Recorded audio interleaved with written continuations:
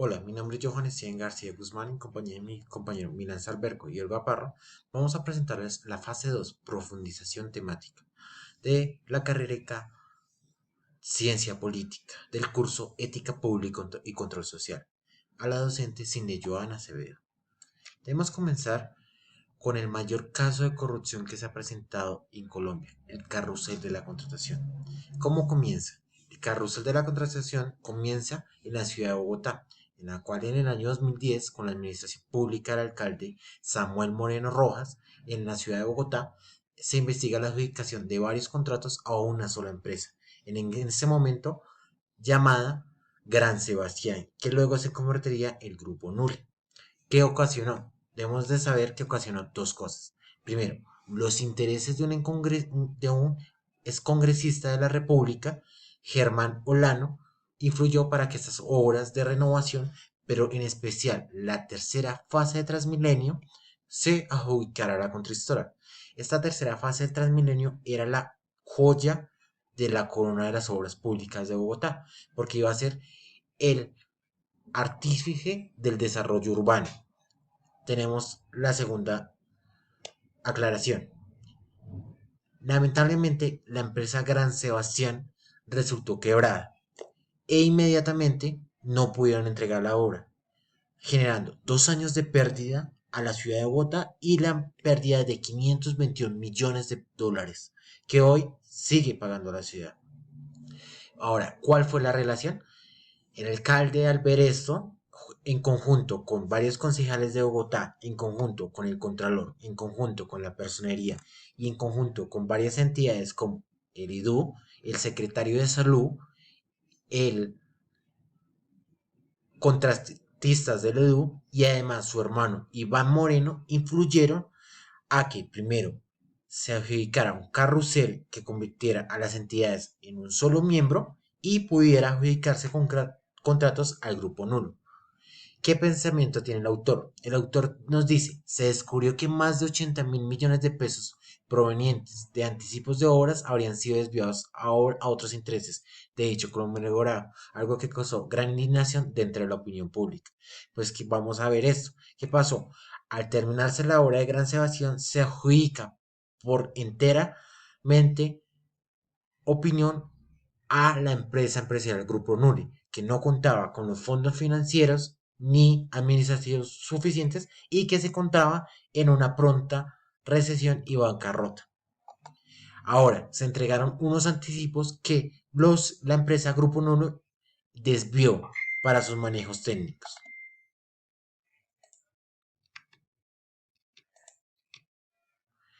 ¿Qué conlleva esto? ¿Cómo se descubrió el entramado de la corrupción?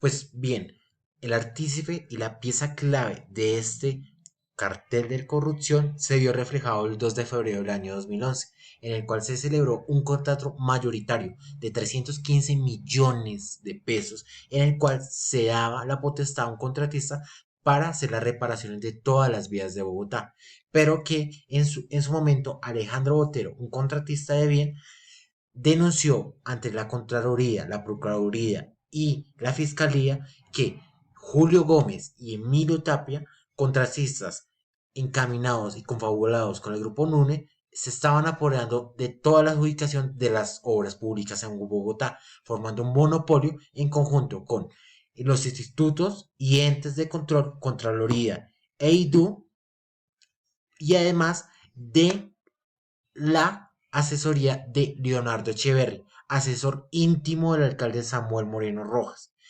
que dio el punto final. Primero, el 26 de mayo del mismo año, las obras no avanzaban, habían muchos de retrasos, no se completaban ni siquiera el 20% de progreso, y por eso el Contralor de la ciudad, Miguel Monlarrazi, denunció ante el Estado un hueco fiscal, en el cual se veía que las entidades del distrito estaban adelantando préstamos al Grupo Nule para que siguiera desbancando los fondos públicos de Bogotá, pero no avanzaban las obras. Segundo, la intención del hermano alcalde Iván Moreno para apoderarse de la adjudicación de la obra de la vía Bogotá-Girardot, que estaba en manos del Grupo Nule. Al ver la pérdida y ya en el punto de ello el grupo empresarial Nule, Iván Moreno decide en conjunto de su hermano Samuel Moreno apoderarse por completo de todos los contratos de las obras públicas por medio de otra empresa que se llama Colmivas, en la cual se comienzan a modificar uno por uno nuevamente los contratos y van sacando posteriormente todos los contratos que tenía el grupo Nule. Tercero, el grupo Nule ganaría otra vez otra adjudicación de contrato con la obra Calle 26, que generaría la explosión del escándalo e inicio de la investigación que más tarde sería el gran caso de corrupción en Colombia. Dentro del estallido de la obra y de la adjudicación de la obra de la Calle 26 se encuentran varios audios donde Miguel Nune anuncia cada uno de los dineros que repartía a los diferentes entes para que estos la beneficiaran con las adjudicaciones.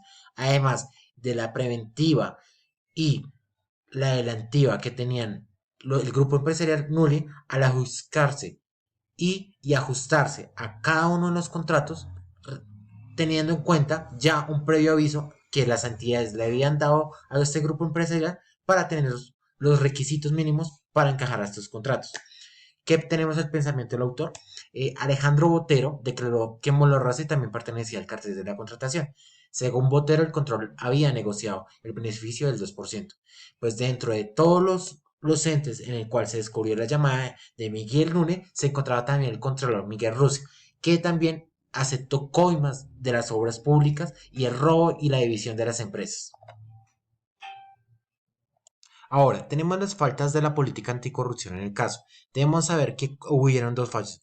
Primero, los entes que deberían controlar y verificar y hacer un control político a cada una de las obras públicas fallaron porque se juntaron para juntos saquear a Bogotá. Y también la renovación de la ley de contratación, ley 80, por la ley 1150, que trajo nuevos elementos que permitió la corrupción y el grande avance de la permeabilidad de la transparencia pública. ¿Qué sucedió con la unión de las entidades? Las entidades que deberían vigilar cada uno de los proyectos, cada uno de los avances, pero sobre todo cada uno de los requisitos que se necesita, se unieron para juntos saquear a Bogotá, encaminados por Samuel Moreno y su hermano Iván Moreno. Segundo, eligieron gracias a la unión de entidades a funcionarios del UDU. No bastantemente satisfecho, Samuel Moreno, en conjunto con concejales de Bogotá y en conjunto con varias entidades, eligieron a el representante del IDU, Liliana Pardo, el personero de Bogotá, pero también el controlador de Bogotá, Miguel Melorrosi. Los cuadros quedaron sujetos a las órdenes de Samuel Moreno. Tercero, dejaron requisitos perfectos para que solo el grupo empresarial nulo tuviera los requisitos mínimos para aprobar la adjudicación, pues este grupo empresarial fue inteligente. Se adelantó cada uno de los requerimientos avisándole primero al grupo Nuli para que se ajustara a cada uno de los requisitos y características mínimas que necesitaba el contrato para llevárselo de manera fuerte y con autoridad. Cuarto, desviaron el control político de los principales entes de control. Pues claro, al permeabilizar gran parte del Congreso, tenían una fuerza mayoritaria en el Congreso de Bogotá, sumado con la Contraloría, sumado con la Personalidad, sumado con el Instituto de Desarrollo Urbano IDO, tenían un ente mayoritario, el cual se apoderó de cada una de las obras públicas de Bogotá y dejó en los rines a cada una de las adjudicaciones y empresas transparentes de Bogotá. Ahora, el segundo fallo, la modificación de la ley 80 por la ley 1150. Esa se basa en 5 variables. Primero, la menor carga de revisión que aprobó los contratos en horas. Esta aprobó que se hubiera menor carga de revisión y los contratos se pudieran aprobar en menos de horas para incentivar el desarrollo y el progresismo de la ciudad. Segundo, benefició lo material económico sobre la calidad, en donde se determinó que las empresas con mayor carga de experiencia sí iban a llevar los contratos, no por precio ni por calidad, estableciendo la ley de menor cuantía, en el cual se vale más la experiencia que contenga la empresa y no el precio que se está cobrando. Tercero, la implementación de la contratación electrónica, que utilizó las primeras medidas de contratación, generando un déficit empresarial frente a las grandes, las micro y las medianas empresas, que no podían competir con las empresas mayoritarias como el Grupo Nuri, que estaban avanzadas y tenían los medios físicos y financieros para tener esas renovaciones. Ahora, la adopción de unos requisitos mínimos que eran informados previamente. Esta adjudicó y ayudó a que estos requisitos mínimos se ajustaran a varias empresas y que éstas estuvieran prevenidas para quedarse estos contratos de manera ilegal. Debemos decir que tristemente los autores involucrados en el caso son entidades públicas y privadas que por fin y en el primer momento en Colombia se unieron con un solo objetivo: desbancar la arca pública de Bogotá. Es toda tristeza y melancolía, porque por fin una unión entre públicos y privados se dio para hacer algo indigno y maligno. Entre los actores privados tenemos Miguel Nune, Guido Nune, Manuel Nune, Manuel Galofre, empresario, Emilio Tapia, también contratista y funcionario público del IDU, y Julio Gómez, contratista.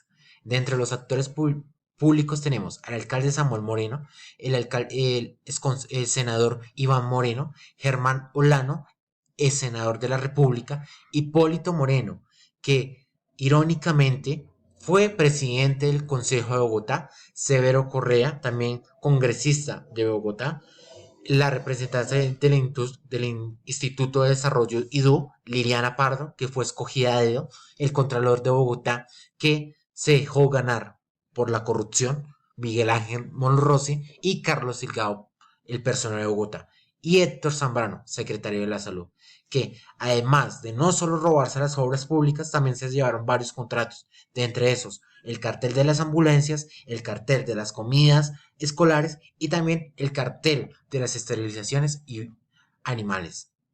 De verdad, qué vergüenza. Hola a todos, mi nombre es Milan.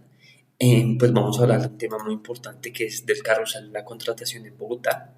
Este como tal fue un escándalo de corrupción que involucró a políticos, contratistas, funcionarios públicos en la adjudicación de contratos públicos entre más o menos el 2010 y 2011. Las acciones de los entes de control fueron muy importantes para desmantelar esta red corrupta. Tanto la Procuraduría, Fiscalía y Contraloría iniciaron investigaciones formales y estas resultaron en acusaciones contra 18 miembros del Instituto de Desarrollo Urbano, IDU, incluida la exdirectora Liliana Pardo, Iván Moreno, senador y era el hermano del alcalde de Bogotá en ese momento, Samuel Moreno, también fue arrestado por cargos de corrupción. El alcalde Samuel en ese tiempo fue suspendido y encarcelado por negligencia de la supervisión de contratos públicos. Pero falta hablar de los principales implicados, como eran los hermanos Nule, que recibieron condenas de prisión por peculado y corrupción. Además, implementaron también medidas para aumentar la transparencia y supervisión en los procesos de contratación pública, todo a través a causa de esta corrupción que hubo. En todos los entes de control encontraron, aumentaron la transparencia y supervisión en procesos de contratación pública, como sistemas electrónicos para licitaciones y mecanismos para denuncias ciudadanas. También se promovieron reformas legales para incrementar las sanciones por delitos de corrupción. Todo eso, a pesar de sus esfuerzos, la lucha contra la corrupción sigue siendo un desafío constante en la sociedad colombiana. Todo esto requiriendo un compromiso continuo en todas las instituciones y ciudadanos para erradicar este mal y construir una sociedad justa y equitativa en Colombia. Los entes de control tomaron muchas acciones decisivas frente al escándalo de carrusel de la contratación en Bogotá. Estos desempeñaron unos papeles fundamentales en la investigación y persecución de la corrupción. Iniciaron investigaciones formales que llevaron a identificación y sanción de los implicados de este sistema corrupto. Se cogieron los miembros que estaban haciendo estos delitos de corrupción, tales como la exdirectora Liliana Pardo. También se imputaron cargos al alcalde, al hermano. Fue algo muy triste que sucedió en la ciudad de Bogotá. Sí, lo más triste es ver cómo estas personas hoy en día se ríen de lo sucedido, tienen casa por cárcel, están libres, tienen penas irrisorias. En el sitio donde están recluidos pueden llevar mujeres, videojuegos, hacer lo que quiera. No, no, nosotros como ciudadanos vemos que no, tristemente no están cumpliendo una condena. Entonces es muy triste que a pesar de todo el mal que le hicieron a Bogotá y todo lo que se robaron, el daño que le hicieron a los ciudadanos, pues hoy en día tengan condenas irrisorias. Se muestra que estas cosas que ellas robaron pagan. Uno de los hermanos se escapó a Italia, está allá. Entonces, es una reflexión que nos deja como esto es el país que queremos, cómo podemos luchar ante la corrupción y ver que este delito de corrupción, este crimen, pues sigue vigente en el país. Este no fue el último que hubo, este fue 2010-11, pero año tras año vemos cómo continúan estos delitos de corrupción en todo el país, lo cual es algo demasiado triste. Bueno, muchas gracias por su atención. Un saludo. El escándalo del carrusel de la contratación en Bogotá no solo puso al descubierto prácticas corruptas en la gestión pública y la acción política, sino que también generó una profunda reflexión sobre la ética en estos ámbitos. La corrupción mina los cimientos de la democracia y además socava la confianza de los ciudadanos en las instituciones y en sus representantes. Es fundamental entender que la ética no es un concepto abstracto, sino que es una guía de conducta que debe regir las acciones de quienes tienen el poder de tomar decisiones que impactan en la vida de todos. La transparencia, la honestidad y la responsabilidad son valores esenciales que deben ser promovidos y respetados en la gestión pública y además en la acción política. El carrusel de la contratación nos recuerda la importancia de estar vigilantes, de exigir cuentas claras a nuestros líderes. La participación ciudadana activa y crítica es la clave para prevenir y además para combatir la corrupción, así como para promover una cultura de integridad y buen gobierno. Esta es la reflexión que tengo para esta última fase. También puedo resumir que en este contexto es necesario que la sociedad en su conjunto se comprometa a construir un entorno donde la ética y la moral sean pilares fundamentales de la gestión pública y la acción política. Solamente de esta manera podemos avanzar hacia un futuro donde la justicia, la equidad y la transparencia sean la norma y no sean la excepción. Muchas gracias.